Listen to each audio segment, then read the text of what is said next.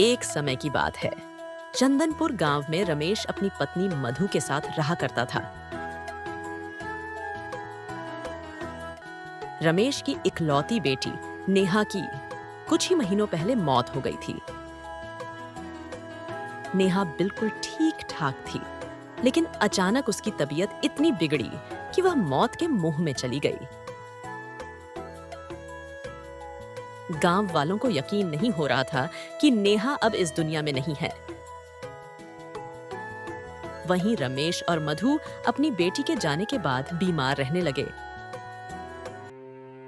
न जाने हमारी फूल सी बच्ची को किसकी नजर लग गई। अगर भगवान को उसे हमसे छीनना ही था। मैं कहती थी ना कि मुझे कुछ भी ठीक नहीं लग रहा। हमें नेहा को तांत्रिक के पास नहीं ले जाना चाहिए था। सारा गांव उस तांत्रिक पर विश्वास करता होगा, लेकिन मैं उस पर बिल्कुल विश्वास नहीं करती। वो एक ढोंगी है। तुम तो जानती हो चंदा, वो गंभीर से गंभीर बीमारियों का अच्छे से इलाज करता है। लोगों पर किसी तरह का ऊपरी चक्कर हो या उसकी तबीयत ज्यादा खराब हो, उसके पास गांव का हर एक इंसान जाता है। मुझे नहीं लगता कि उस तांत्रिक की वजह से हमारी बेटी को कुछ हुआ है। गांव में एक तांत्रिक रहा करता था, जिस पर गांव वाले आंख बंद करके विश्वास करते। यहाँ तक कि लोगों को बुखार लगता तो भी वह तांत्रिक के पास झाड़ फूंक करवाने जाया करते। और जब रमेश की बेटी नेहा की तबीयत खराब हुई तो उसे भी तांत्रिक के पास ले जाया गया था, लेकिन उसे बचाया नहीं जा सका। ऐसे ही समय बीत रहा था। मधु और रमेश अब अपनी बेटी को खो देने के बाद सदमे में रहने लगे थे। एक दिन गांव का सोनू गांव में औरतों को पास वाली चिड़ियाघर के बारे में बताता है। अरे काकी, आपको कह रहा हूं, उस चिड़ियाघर में एक से बढ़कर एक जानवर तो आपको देखने को मिलेंगे ही। लेकिन इन दिनों उस चिड़ियाघर में एक ऐसी चुड़ैल को रखा गया है जिसे आप नजदीक से देख सकती हैं। लाल लाल आंखें, उजड़े हुए बाल, सफेद साड़ी, लंबे लंबे दांत। उसे देखकर आपको अपनी आंखों पर विश्वास नहीं होगा। ये तू क्या कह रहा है? किस चुड़ैल के बारे में बात कर रहा है तू? अरे गांव के सभी लोगों के मुंह से मैं यही सुन रही हूं। अरे काकी, कब तक सुनती रहोगी? यह मौका दोबारा नहीं मिलेगा।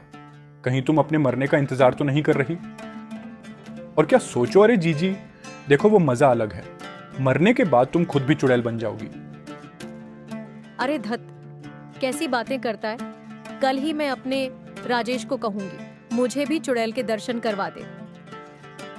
जीते जी, आखिर मैं भी तो देखूं चुड़ैल होती कैसे है। मैंने तो अब तक फिल्मों में चुड़ैलों को देखा है, सामने से कभी नहीं देखा। तू सच तो कह रहा है ना? अरे काकी, शाम का समय है, झूठ नहीं कहूंगा।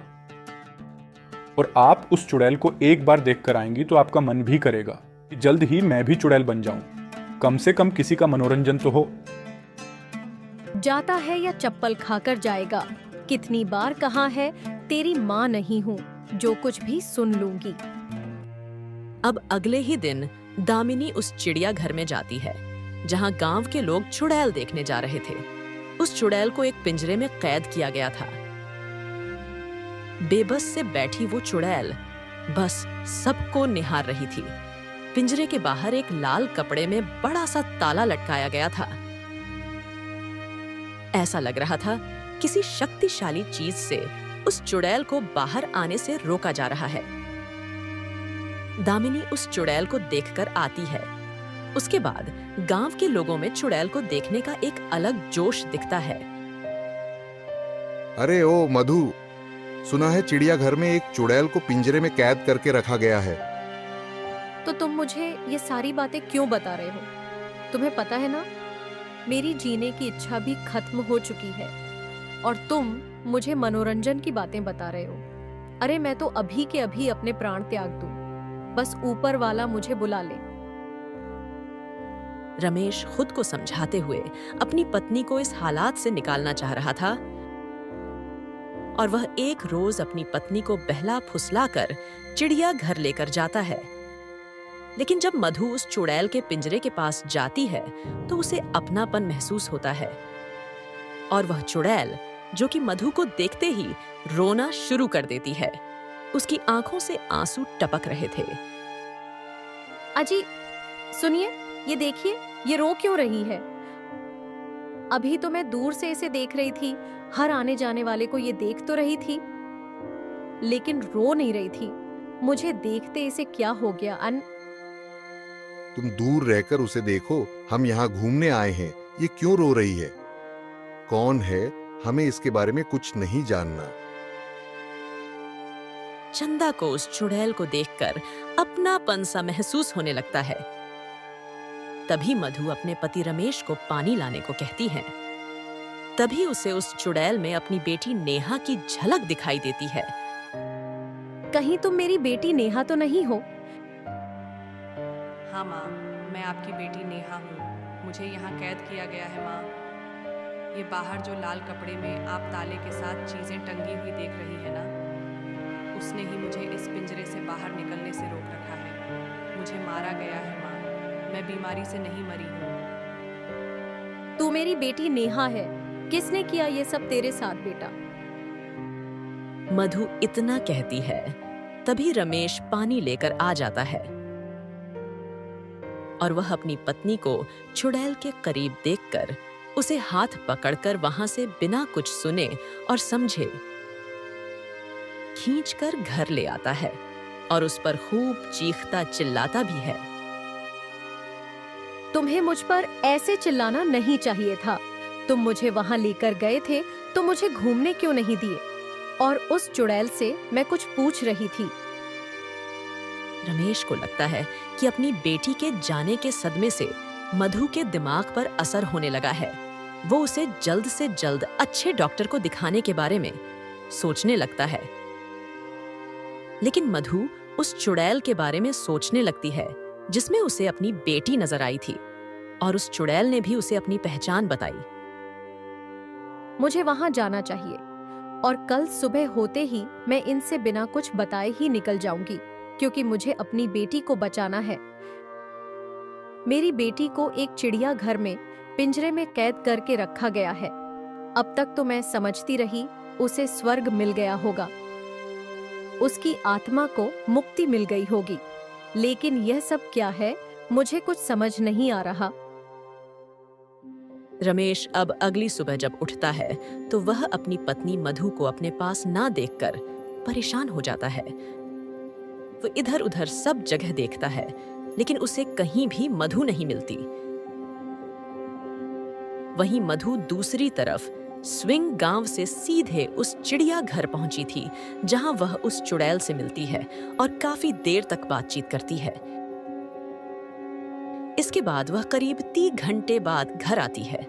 इधर रमेश मधु को लेकर परेशान था। बस मैं थोड़ा घूमने निकली थी और अकेले रहना चाहती थी, तो खेतों में अकेले बैठी थी और कुछ भी नहीं। अभी मुझे आराम की जरूरत है, मैं थक गई हूँ। मधु बहुत परेशान लग रही थी। रमेश उससे कुछ भी नहीं पूछता।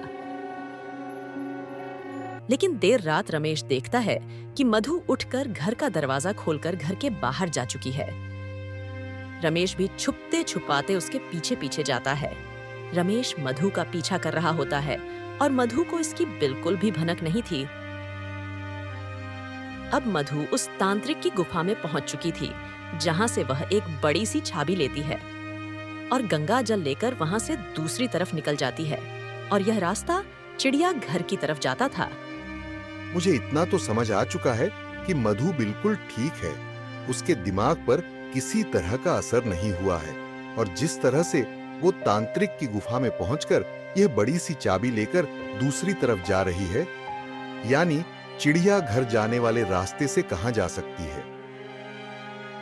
इतना कहकर रमेश उल्टे पांव तांत्रिक के पास चला जाता है और तांत्रिक को सारी बातें बता देता है कि उसकी पत्नी उसकी गुफा से एक बड़ी सी चाबी चुरा कर गई है।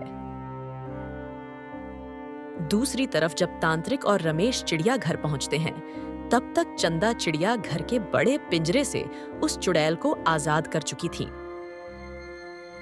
तुझे क्या लगता है कि तूने मुझे इस चिड़ियाघर के पिंजरे में कैद कर दिया तो मैं यहाँ से निकल नहीं पाऊंगी? देख, ये खड़ी मेरी माँ जिसने मुझे इस पिंजरे से आज़ाद किया है। मैं इस पिंजरे से आज़ाद हूँ और अब सबसे पहले मैं तुझे मारूंगी, उसके बाद मुझे मुक्ति मिलेगी। इस तांत्रिक ने इसकी बलि ली है और इसे इस चिड़ियाघर के मालिक को बेच दिया, जिसे इस चिड़ियाघर के मालिक ने एक बड़े से पिंजरे में कैद करके लोगों के मनोरंजन का साधन बनाया और खूब पैसे कमाए। जब मैं कल यहाँ आई तो मुझे यहाँ अपनापन का एहसास हुआ। इसके बाद मैंने इस चुड़ैल में नेहा की परछाई देखी और मेरे सामने सारी सच्चाई थी। बिल्कुल नहीं, तुमने एक गलत आत्मा को इस पिंजरे से आजाद कर दिया है। चुड़ैल जब तांत्रिक की बात सुनती है तो वो उसे पकड़कर हवा में उठा देती है। अब इसके बाद वह सच सबके सामने कबूल होता है और वह चुड़ैल तांत्रिक को हमेशा हमेशा के लिए मौत की नींद सुला देती है और उसके बाद ही उसे भी हमेशा के लिए मुक्ति मिल जाती है